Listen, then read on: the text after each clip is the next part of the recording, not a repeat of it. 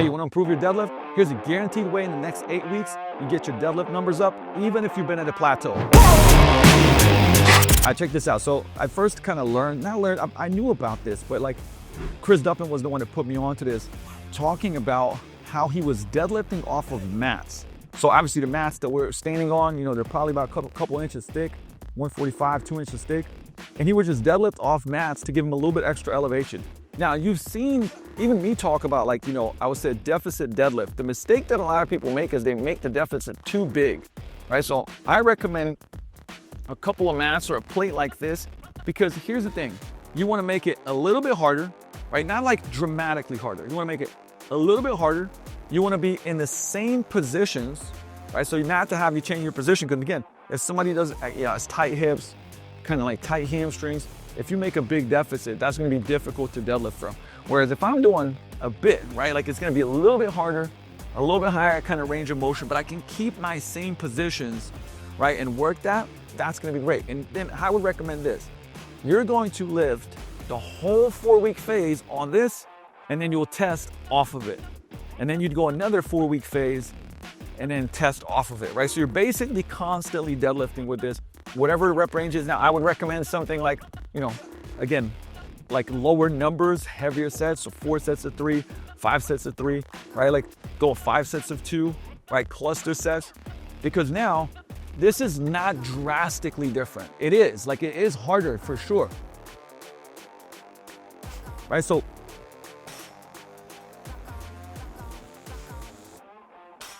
I would try to get to similar numbers, right?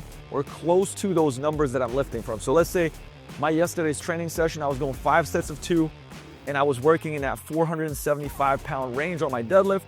Hey, I want to get close to that 455, 465, but pulling off the floor, right, where it's the hardest, right? So I would be doing that, working my way up.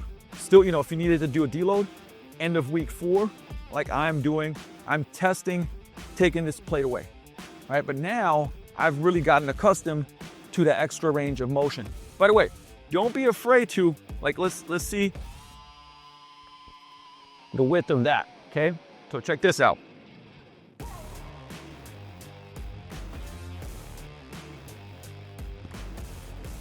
If I put these two,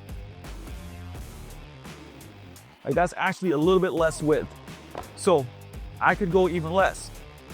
Now, I'm not saying, I think 3 inches is perfectly fine as well. But when you start elevating it too much, right, so this would be equivalent to about 2 mats.